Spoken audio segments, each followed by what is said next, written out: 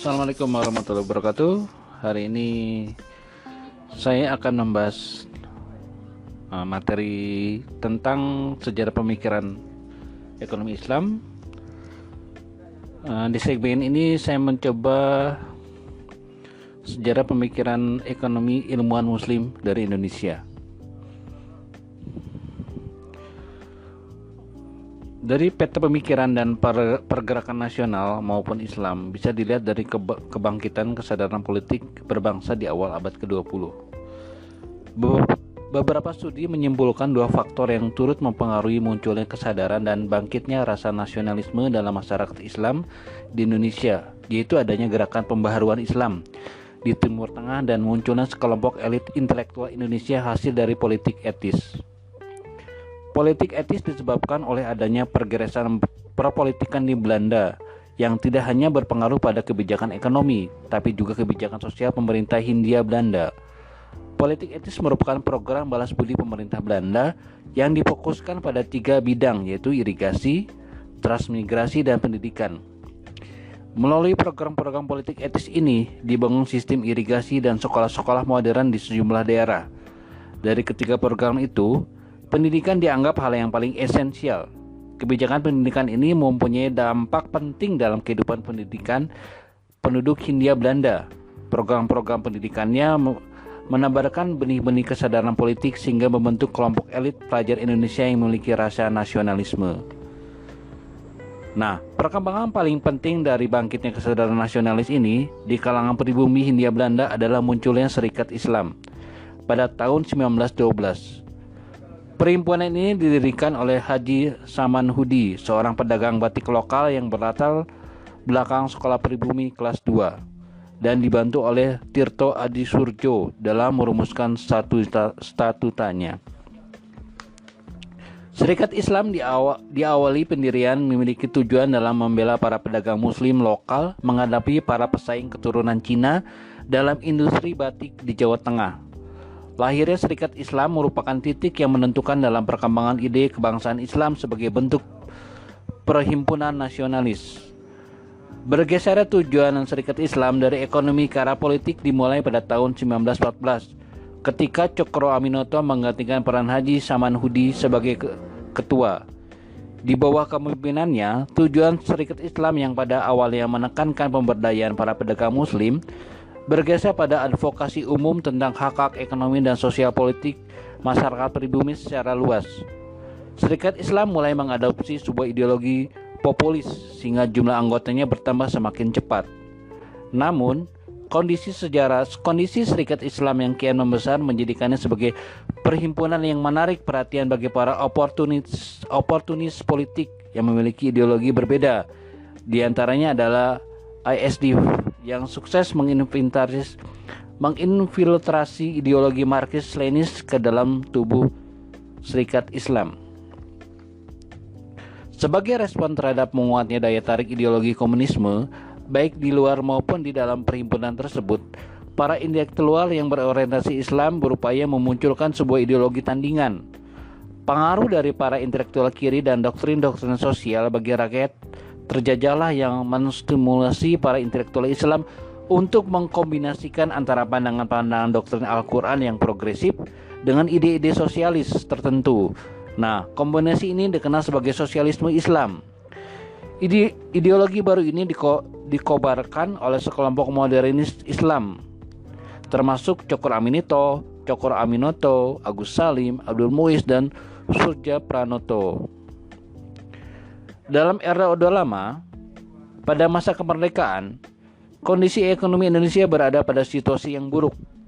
Faktor-faktor yang menyebabkan buruknya kondisi ekonomi Indonesia pada saat itu diantaranya, pertama, terjadinya inflasi yang sangat tinggi.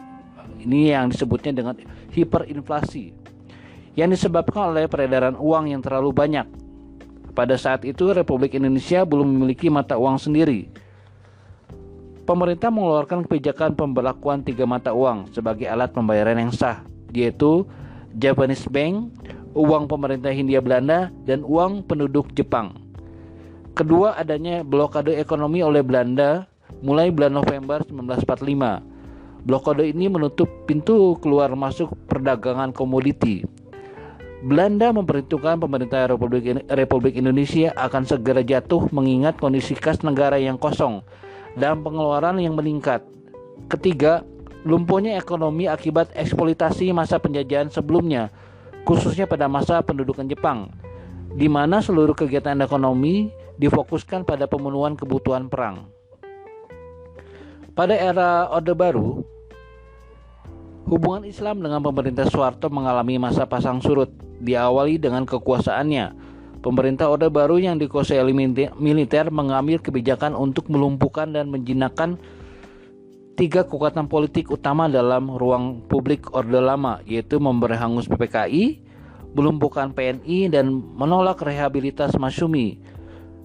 Penyingkiran terhadap ketiga bekas kekuatan politik di masa Orde Lama itu dianggap sebagai titik pijak yang penting bagi dimulainya suatu tantangan politik baru. Jargon Orde Lama, politik sebagai panglima, dianggap pemerintah Orde Baru telah mengabaikan persoalan-persoalan mendasar, yaitu kesejahteraan ekonomi dan sosial.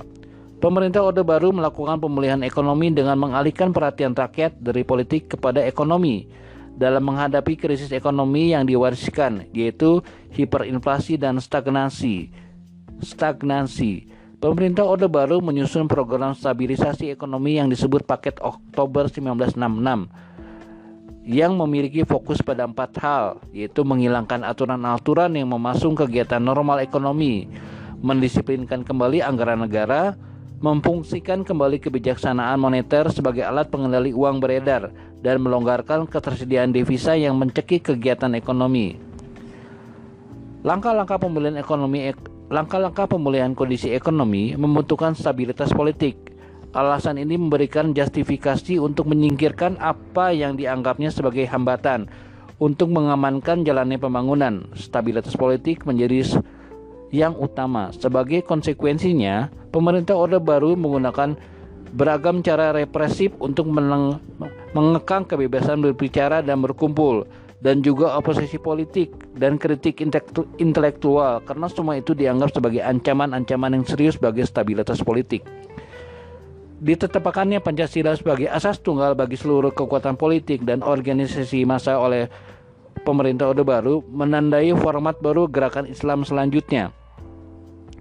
Ciri yang mendasari wajah baru Islam tersebut bahwa orientasi gerakan Islam bukan lagi didominasi oleh kekuatan institusi politik, melainkan lewat lembaga-lembaga sosial, ekonomi, dan budaya yang ditopang oleh para intelektual muslim.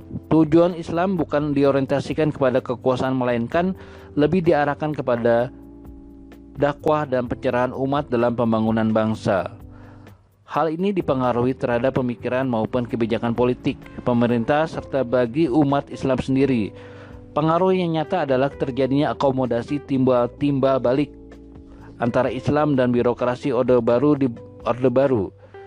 Bentuk real dari saling mengakomodasi itu adalah pemenuhan berbagai aspirasi umat dalam respon yang lebih partisipatif terhadap beberapa kebijakan Orde Baru.